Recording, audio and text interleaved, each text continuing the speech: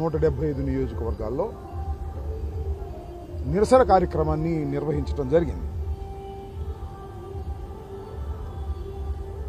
దాని పేరు వెన్నుపోటు దినంగా నామకరణం చేసి పెద్ద ఎత్తున నిరసన తెలియచేయాలనే పిలుపు మేరకు ఇవాళ రాష్ట్రంలో అన్ని నియోజకవర్గాల్లోనూ చాలా భారీ ఎత్తున ఈ వెన్నుపోటు నిరసన దినోత్సవం జరపటం జరిగిందని ఈ సందర్భంగా నేను మనవి చేస్తున్నా.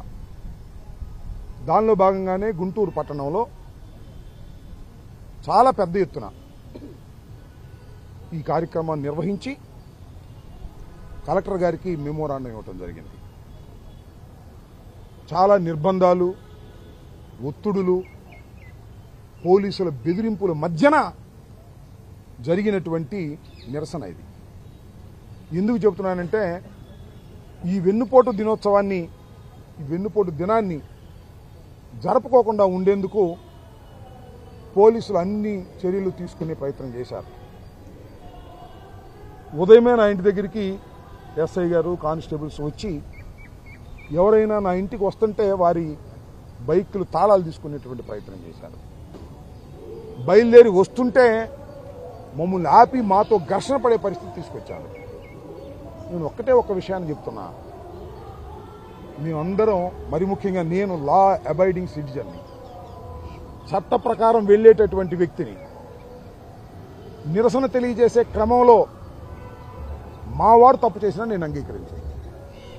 ఒక పద్ధతి ప్రకారం మేము ఏది అనుకున్నామో దాని ప్రకారం జరపాలని మేము అనుకుంటే మా ముక్కు గోగుతున్నారు, మాతో ఘర్షణ పడేటటువంటి పరిస్థితి తీసుకొస్తున్నారు. అందరు పోలీసులు కాదు, చంద్రబాబు చెంచాలు ఇక్కడ కొంతమంది ఉన్నారు, లోకేష్ చెంచాలు ఇక్కడ కొంతమంది ఉన్నారు. వాళ్ళు మాతో ఘర్షణ పడాలనేటువంటి ప్రయత్నం చేస్తున్నారు. We don't care. ఏం చేస్తారు మీరు? మమ్మల్ని అరెస్ట్ చేస్తారు, లోపలేస్తారు, అంతే కదా? లేకపోతే తెనాలిలో కొడతారా? ఏం చేస్తారు మీరు అడుగుతా ఉన్నా. మేము చట్టబద్ధంగా వెళుతున్నటువంటి వ్యక్తులం. ఈ రాష్ట్రాన్ని 5 సంవత్సరాలు పరిపాలించినటువంటి రాజకీయ పక్షానికి చెందినటువంటి వ్యక్తులం. మేము ఒక పద్ధతి ప్రకారం నిరసన ప్రజాస్వామ్యంలో తెలియపరుస్తూ ఉంటే ఈ రకమైనటువంటి ఒత్తిళ్లు, దుశ్చర్యలకి పోలీసులు కాకి బట్టలు వేసుకొని ప్రవర్తించడం సరైనటువంటి విధానం కాదని వారికి హెచ్చరిక చేస్తున్నానని కూడా ఈ సందర్భంగానే మనవి చేస్తున్నాను. అవును, సంవత్సరం అయింది. ఏం చేశాడు చంద్రబాబు నాయుడు గారు చెప్పమని నాకు.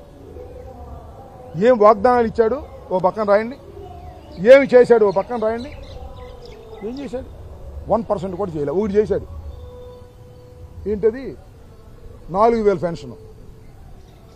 సినిమాలో డైలాగ్ ఉంటుంది, రజనీకాంత్ సినిమాలో, నేను ఒక్కసారి చెప్తే 100 సార్లు చెప్పినట్టే అని. అంటే చంద్రబాబు నాయుడు ఉక్కిరి చేస్తే 143 చేసినట్టే భావించాలి. ఇక మనం తప్పెట్లు కొట్టుకోవాలి. ఏం దౌర్భాగ్యమే నాకు అర్థం కాలేదు. ఏ హామీని నెరవేర్చనటువంటి ఒక దుర్మార్గమైన పాలన చేస్తూ కేసులు పెట్టే కార్యక్రమం, కొట్టే కార్యక్రమం, జైళ్లలో వేసే కార్యక్రమం, బెదిరించే కార్యక్రమం, పోలీసు వారిని అడ్డం పెట్టుకుని రాజ్యం చేయాలనుకున్నవాడు ఎవడు, బాగుపడి చచ్చినవాడు ఎవడు లేడు ఈ రాష్ట్రంలో, దేశంలో. పోలీసులు ఇవాళ నీ మాట వింటారు, నీ అధికారం పోతే మా మాట వింటారు. ఇది అందరికీ తెలిసిన సత్యమే. పోలీసులను అడ్డం పెట్టుకుని మా దగ్గర కాపలా పెట్టి, మాతో ఘర్షణ పెట్టి, మా మీద కేసులు పెట్టి, మా వాళ్ళని కొట్టించి అణచాలని చూస్తున్నావు కదా. అణిచిన కొద్దికి లెగుస్తుంది పైకి. ఇవాళ చూడు, ఐ నెవర్ ఎక్స్పెక్టెడ్. మేము రోజు రమ్మని అందరికీ చెబుతున్నాం, కానీ ఇంత పెద్ద ఎత్తున నిరసన తెలియజేయడానికి ప్రజలు వస్తారని మేము ఊహించలా. ఎందుకు వచ్చారు? మీ మీద కక్ష, మీరు చేయలేదనేటువంటి బాధ. మనం ఈ పిలుపు మీద వెళ్ళి నిరసన తెలియజేద్దాం, అమ్మఒడో లేదా తల్లికి వందనం ఇస్తాడేమో, ఆ రైతు భరోసా ఇస్తాడేమో, ఆ ధాన్యం ధర పెంచుతాడేమో, ఆ మిర్చి ధర పెంచుతాడేమో అని ఆశ. నిరసన తెలియజేయటం ద్వారా మీకు వార్నింగ్ ఇస్తున్నారు చంద్రబాబు నాయుడు గారు, గుర్తుపెట్టుకో. 4 సంవత్సరాల దాకా నువ్వే ఉంటావు. ఏదైనా అనుకోవడం అడిగితే ఏదైనా మళ్ళా మోడీ గారు ఆ ఎన్నికలు, జమిలి ఎన్నికలు పెడితే తప్ప నువ్వే ఉంటావుగా 4 సంవత్సరాలు. 1 సంవత్సరం అయింది, బుద్ధి తెచ్చుకో. ఆ మిగతా 4 సంవత్సరాలు అయినా జాగ్రత్తగా పరిపాలన చేయమని వార్నింగ్ ఇచ్చారు. నేను చెయ్యవు అన్నావా, వెన్నుపోటు 1 అయిందిగా, మళ్ళీ సంవత్సరం అయితే వెన్నుపోటు 2 వస్తుంది. అప్పుడు దీనికి 10 రెట్లు జనం వస్తారు. నేను లెక్క చేయరు, నీ పోలీసులు లెక్క చేయరు. నీ లాఠీలను లెక్క చేయరు, నీ తోటాలను లెక్క చేయరు, నీ కేసులను లెక్క చేయరు. గుర్తుపెట్టుకో, ప్రజా వెల్లువ నిరసన వచ్చిందంటే కాకి దుస్తులు ధరించినటువంటి పోలీసు వారితేత నువ్వు ఏదైనా ఆపాలనుకుంటే ఆగదు స్వామి. చరిత్ర ఒకసారి వెనక్కి తిరిగి చూసుకో. నాకన్నా పెద్దోడివి, 75 సంవత్సరాలు ఉన్నాయి, అనేక ప్రభుత్వాలు చూశావు, అపోజిషన్లో ఉండవు. ఒకసారి చూసుకో.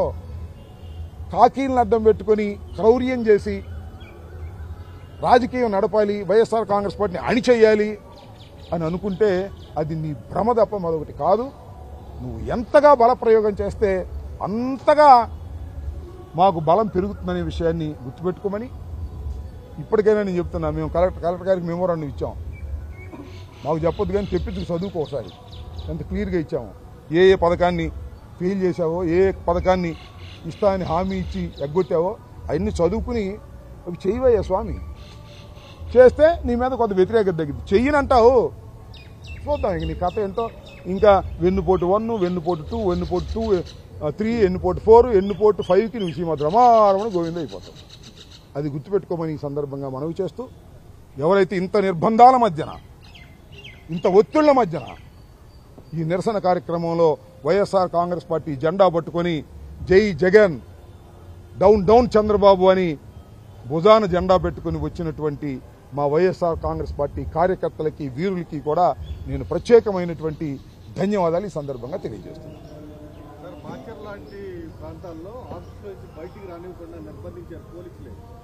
అంటే ఇప్పుడు ఇది ఏంటంటే అదే డైలాగ్ ఉంది, ఇదే మీ రాజ్యం, ఇదే మీ రాజ్యం, పోలీసు రాజ్యం, దోపిడీ రాజ్యం. ఇది మీ పరిస్థితి. ఏం రాజ్యం అయ్యేదంటే పోలీసు రాజ్యం, చంద్రబాబు రాజ్యం కాదు. మాచర్లోనే కాదు, ఇక్కడైనా ఆపేవాళ్ళు. అన్ని చోట్ల ఆపి ఇళ్లలోనే పెట్టి అసలు ఏం జరగలేదు, వెన్నుపోటు దినోత్సవానికి జనం రాలేదు అని సంతృప్తి పడాలని అనుకుంటామేమో. నీ చాప కిందగా నీరు వస్తుంది చంద్రబాబు, తెలుసుకో. తెలియగలడివి కదా నువ్వు, వెన్నుపోటు పొడిచి అధికారంలోకి వచ్చావు కదా. వాస్తవాన్ని తెలుసుకుంటే మంచిది, తెలుసుకోలేదు నీ కర్మ. పోలీసుల్ని అడ్డం పెట్టుకుని రాజ్యం చేయాలనుకున్న వాడు ఆంధ్ర రాష్ట్రంలోనే కాదు, ఈ దేశంలోనే కాదు, ప్రపంచంలోనే ఎవ్వడు బ్రతికి బట్ట కట్టలేదు అనే విషయాన్ని దయచేసి తెలుసుకో. చాలంతే, అంతా అర్థమైపోతుంది. ఓకే,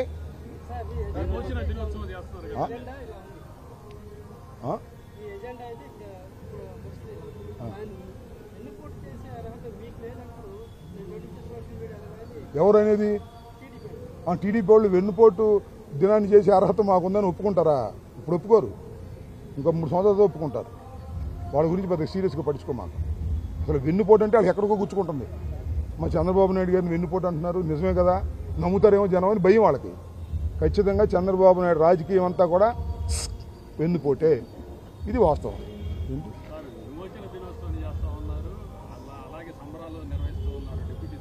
ఎక్కడ కనపడలేదు డిప్యూటీ సీఎం గారు? ఎక్కడున్నాడు?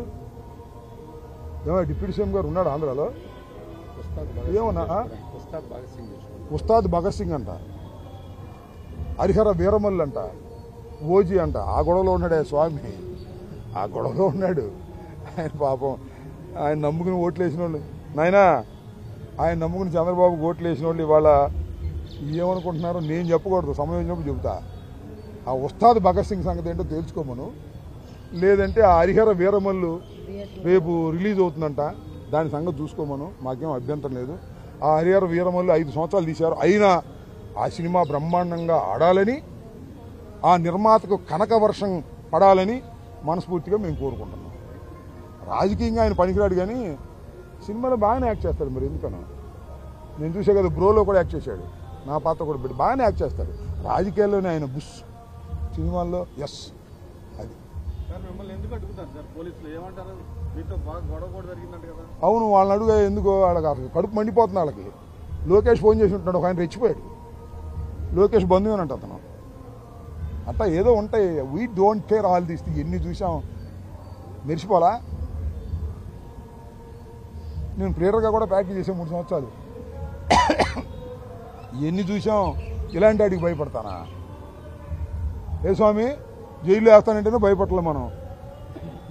ఈ లోకేష్ చుట్టం అయిన సిఐ గారు, ఎస్ఐ గారు బెదిరుతాను నేను, బెదిరే ఉండే నేను. అట్ట 70 సంవత్సరాలు ఎన్నాళ్ళు బతుకుతాం? బతికినామా బతుకుతాం, వీరుడిగా బతుకుతాం, లొంగి బతకం, బతికినాడి బతకం, నమ్ముకున్న సిద్ధాంతం కోసం బతుకుతాం, నమ్ముకున్న జగన్మోహన్ రెడ్డి వెంట నడుస్తాం.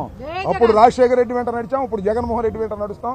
ఇలాంటి ఉడతూపులకి ఈ చంద్రబాబు చెంచా పోలీసులు కొంతమంది ఉన్నారు, వాళ్ళకి లోకేష్ బంధువులకి భయపడే వ్యక్తులం కాదనే విషయాన్ని తెలుసుకోకపోతే ఇంకా తెలుసుకుంటారు. అంతే, దట్స్ ఆల్.